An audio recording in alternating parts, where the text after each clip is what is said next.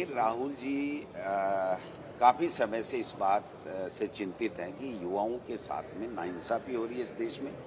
जो हमारा एजुकेशन का सिस्टम है, कोचिंग का सिस्टम है, परीक्षाएं कराने का सिस्टम है, वो पूरी तरीके से ध्वस्त हो चुका है। उन्होंने बहुत क्लियरली कहा कि 22 लाख बच्चे प्रतिवर्ष नीट की एग्जाम देते हैं, 1.25 करोड़ रुपए उनके जेब से कोचिंगों में और मकान किराए में और दूसरी चीज़ों में लग जाते हैं, और उसके बाद में जो रिजल्ट आता है वो 80,000 केवल डॉक्टर की एडमिशन होते हैं। उसके अलावा प्राइवेट में कोई जाता है तो 1-1, 2-2 करोड़ रुपए प्रतिवर्ष की फीस लगती है। तो आम आदमी, मिडिल क्लास कैसे अफोर्ड कर सकता है? गरीब का बेटा कैसे डॉक्टर बन सकता है? दूसरा 2-3 जो इंजीनियर की बात है तो 80% तो इंजीनियर बने हुए ही बेरोजगार हैं। तो फिर आप क्या सिस्टम कर रहे हो? क्यों पैसा इतना बर्बाद कर रहे हो लोगों का? क्यों उनका मानसिक शोषण कर रहे हो? तो उनका ये कहना था कि 5 देश के 5 बड़े डिपार्टमेंट, जिसमें हेल्थ भी है, एजुकेशन भी है, सोशल जो सामाजिक अधिकारिता विभाग भी है, इनके 5 के बजट के बराबर तो ये युवा जो 4-5 परीक्षाओं की तैयारी के अंदर कोचिंग वालों को और मकान के लिए और बुक्स के लिए और उसके लिए दे देते हैं।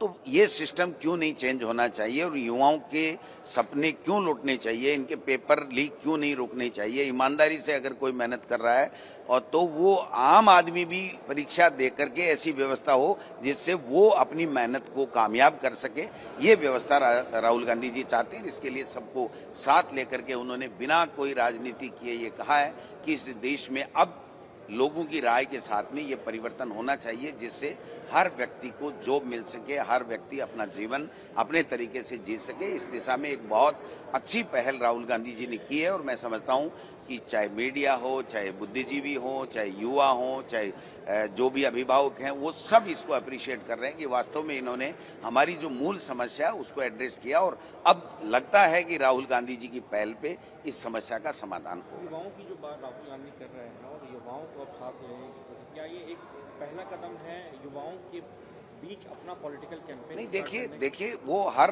तरीके से कर रहे हैं। आप भारत जोड़ो यात्रा क्यों निकाली कि देश के लोगों में क्या बात है, वो क्या चाहते हैं, उनके विचार क्या हैं, उनको देश के सिस्टम के ऊपर क्या गुस्सा है, प्यार कैसे फैले, नफरत कैसे जो फैला रहे हैं उनको कैसे कम किया जा सके, भारत को जोड़ करके हम कैसे चलें।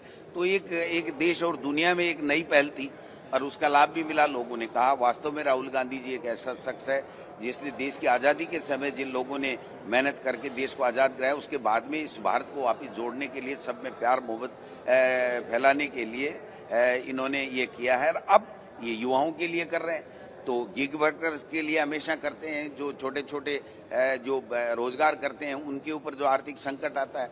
कल परसों जब प्रशिक्षण शिविर में अजमेर आए थे तो उन्होंने जो बॉडी बनाते हैं बसों की, उनके जो मजदूरों से, उनके मालिकों से, उनसे पूछा था कि भाई आपको क्या प्रॉब्लम आती है, किस तरीके से काम होता है। तो ये चाहे कभी ट्रक ड्राइवरों के साथ में बैठ करके बात करते हैं, कभी कूलियों के साथ में बैठ के बात करते हैं। तो देश के हर वर्ग क्या चाहता है और उसको क्या परेशानी है, उसको उनकी आवाज बन करके वो देश के लोगों के सामने रख करके इस सिस्टम के सुधार करना चाहते हैं। और जो भी सरकार है उसको ये बताना चाहते हैं कि आप इन लोगों के द्वारा चुने गए हो, इसलिए इन लोगों के भलाई के लिए, इन लोगों की आगे अच्छा जीवन चले, इसके लिए आपको काम करना पड़ेगा। कांग्रेस इतना अटैकिंग मोड पर नहीं, देखिए सरकार के पीछे आरएसएस ही तो कर रही है, वोट तो लेती नहीं है।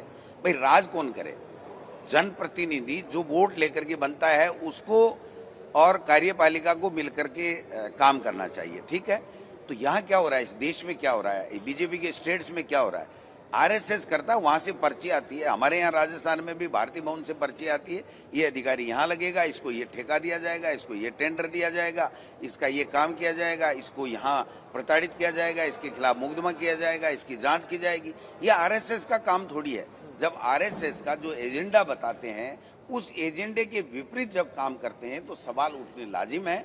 उनको पूछा जाएगा कि आप बताइए कि आपके पास इतनी शान शौकत, इतने कार्यालय, इतने भवन, इतने लोग, इस तरीके से एस्कॉर्ट, इतना ताम झाम, ये कहाँ से आ रहा है और आप इसके लिए क्या काम कर रहे हैं? आप सरकारें अप्रत्यक्ष रूप से सरकारें चलाने का काम कर रहे हैं, जबकि सरकार जनता ने जनप्रतिनिधियों को चलाने के लिए दी है, न कि आरएसएस को। बंगाल से शुरू हुआ सांसदों को अपने पास बुलाने का किस्सा वो महाराष्ट्र तक पहुंच चुका है। कि देखिए, इस देश में बीजेपी का पहले दिन से एजेंडा था कि इस संविधान को खत्म किया जाए, हमारे हिसाब से संविधान लिखा जाए जिसमें कोई चुनाव नहीं हो, कोई वोट की बात नहीं हो, कोई सवाल करने की बात नहीं हो, कोई जवाबदेही की बात नहीं हो, केवल हम जो कहें वही कानून होगा। तानाशाही भरा जो सिस्टम ये पैदा करना चाहते हैं, और इस दिशा में आप देखिए कि जब दल बदल कानून लाया गया तो अब उसको तो खत्म कर दिया गया।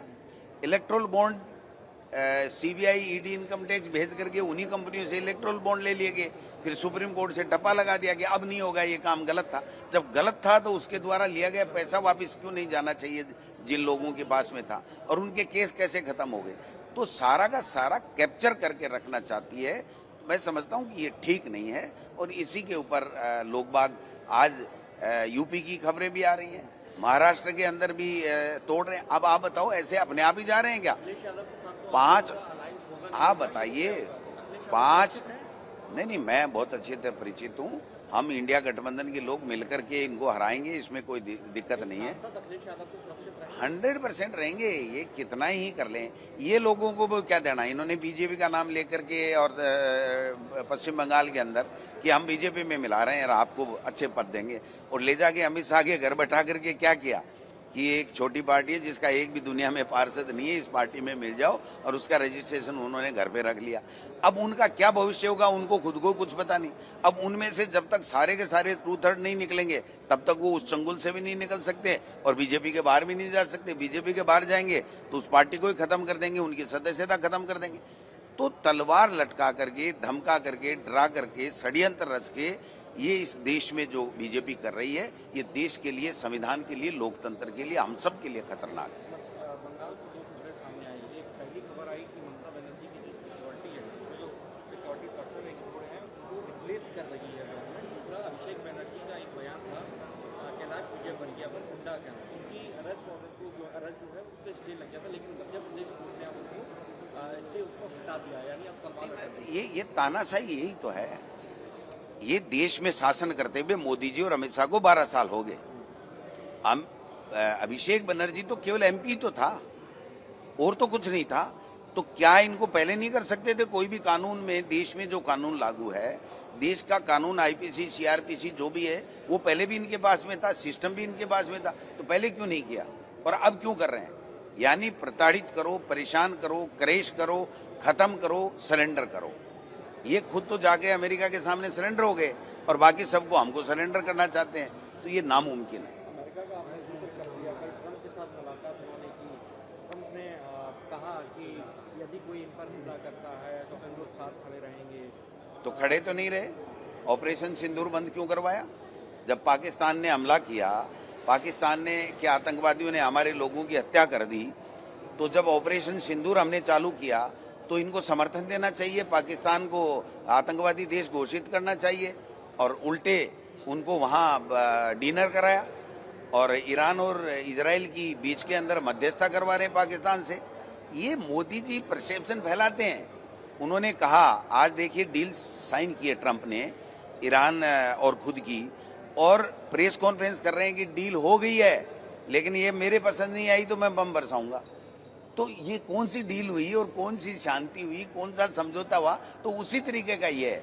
कल तक कह रहे थे मैं मोदी की राजनीति खत्म कर दूंगा, और आज कह रहे हैं कि नहीं आप पे कोई हमला करेगा तो हम साथ रहेंगे। तो रहो ना फिर पाकिस्तान।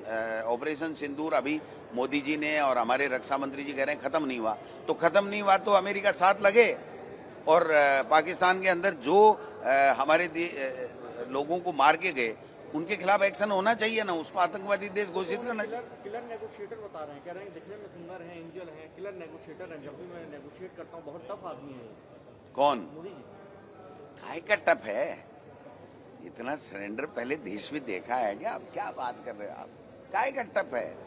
टेलीप्रॉम्प्टर नहीं हो तो एक शब्द नहीं बोल पाए, क्या बात कर रहे हो? ये सबको नहीं पता है क्या? आपको भी पता है, लेकिन आपकी अपनी मजबूरी है, कायदे का ही चला सकते हो, एकदम हकीकत आप भी नहीं दिखा सकते, मजबूरी है आपकी।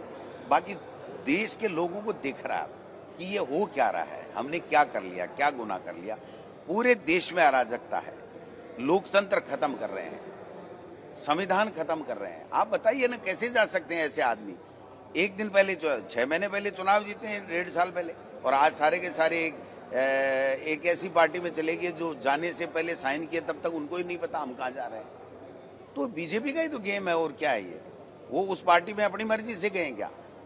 उस पार्टी से अपनी मर्जी से वापस बाहर आ सकते हैं क्या? नहीं, ये शिकंजा है भारतीय जनता पार्टी का, षड्यंत्र का शिकंजा। उसके अंदर वो आ गए, उनकी कोलैप्स हो गई, उनकी पॉलिटिक्स कोलैप्स हो गई, उनके